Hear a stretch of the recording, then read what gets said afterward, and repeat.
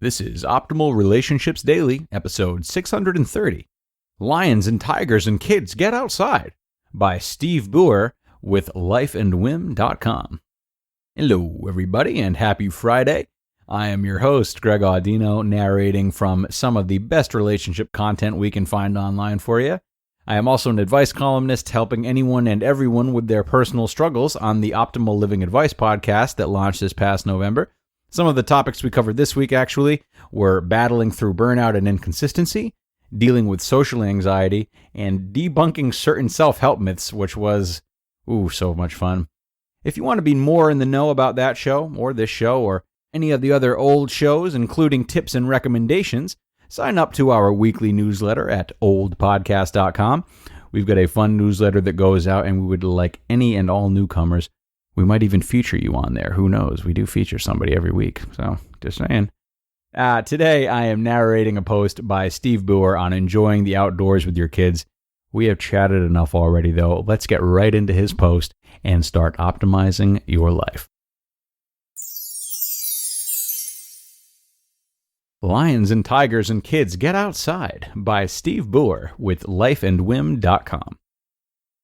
Sometimes I feel like I'm raising cats. My son's bathroom looks and smells like a litter box, while my daughter's bedroom is strewn with odds and ends. It's like a kitten militia broke into the Dollar Tree on Munson Ave and is using her room as a stash house.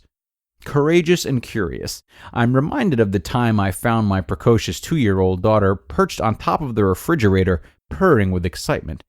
Pouncing and playful, I picture my son sprawling for a ground ball to his left, and then gracefully adjusting his body as he makes the toss to first base. But I'm not a cat person. Cats, to me, are stuffy noses and itchy eyes, arrogant strutting and preening on 4 legs. My family had cats growing up, Bogey, Pardue, Charlie, and Cindy. I didn't like them, and they didn't like me. Charlie would attack me, fangs bared, as I headed downstairs to watch Saturday morning cartoons. It was like a scene from a Pink Panther movie where Inspector Clouseau gets ambushed by his martial arts-loving manservant, Kato Fong. It happened so frequently that I resorted to rolling myself up in my comforter for protection, sliding down the stairs and hopping to the family room. I felt like a lion trainer outwitting his feline foe. I know that there are people out there who like cats, who love cats. I understand that about as well as I understand the physics behind time travel, completely unfathomable. But there is one thing I understand about cats. They're either indoor cats or outdoor cats. The indoor cat has been declawed and learns to rely on its human caretaker for food. It snuggles peacefully on its human's lap and enjoys the tranquility of a cozy life. The outdoor cat, on the other hand, with claws intact, scours the neighborhood for adventure. Sure, the outdoor cat can always run home for a bowl of store-bought food, but the scavenger instinct remains. The outdoor cat can trust that milk or water will be left on the stoop, but it learns to become self-reliant. It learns to expand its comfort zone and seek new experiences. It's much the same with kids. There are indoor kids and there are outdoor kids. I'm striving to raise outdoor kids. Granted, I don't want my son to walk in the door with a mouse in his mouth, but I do want to see the bumps and bruises that serve as reminders of a day well played, a day taken advantage of. I urge my daughter to head outside, find a few friends, and create a game from their collective imaginations. Sure, there are arguments, there are tussles, there are moments when someone figuratively or literally takes the ball and goes home. The tears and disagreements are not only part of life, but they are soon forgotten as feelings are mended and a new game begins. The indoor kid, alone with his or her electronics, is sheltered from the peer altercations and kept safe from the challenges, sometimes cruelties of creating friendships. But what does he learn? To take his iPhone and go where? He's already home. Go outside. Find something to do. Your friends aren't home? Well, go to the playground and make new ones. Those phrases will forever be etched in the minds of my children. Be active, sweat, bleed, bruise, laugh, and cry. Exercise aside, the outdoor kid gains a sense of independence as he or she wanders further from the safe confines of home. Socially, he or she learns that life isn't always fair. There are bullies, there is injustice, there are chaotic arguments, and there are long periods of silent solitude uninterrupted by the lights and sounds of the television. but they learn that there are compromises, solutions, and that sometimes, well, you just don't get your way. There have been many times that I've been disappointed in myself as a parent, too many to recount here.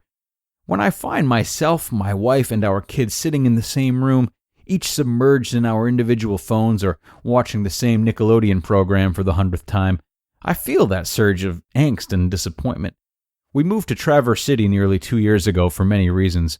One factor was the ability to raise our children as outdoor children. Rain, snow, or shine, there is a reason to get off the couch and head outside. Be it the beaches, the parks, the slopes, it's all at our doorstep. Our goal is to get outside every day. The fantastic ski programs that we have right in town, the awesome trail systems that snake their way through the vast forests surrounding the city, and the refreshing waters of the bays are but a few resources at our disposal.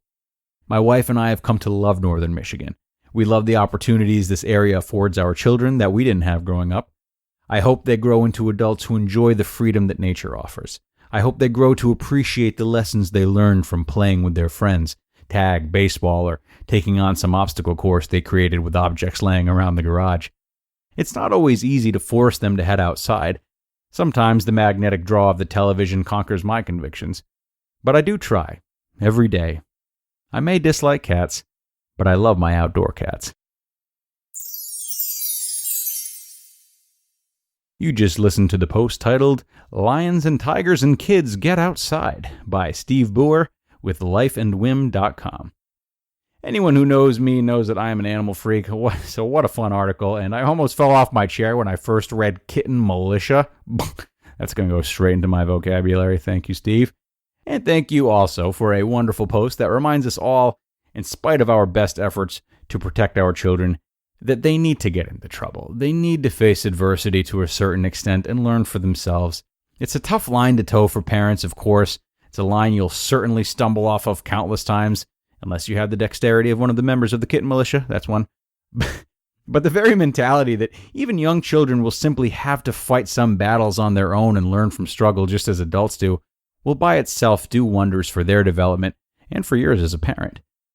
And that is a wrap. Thank you for joining me today, kitty cats. Go have yourselves a fun weekend. Behave yourself. Be outdoor cats. And I will see you back here on Monday with another inspiring post where your optimal life awaits.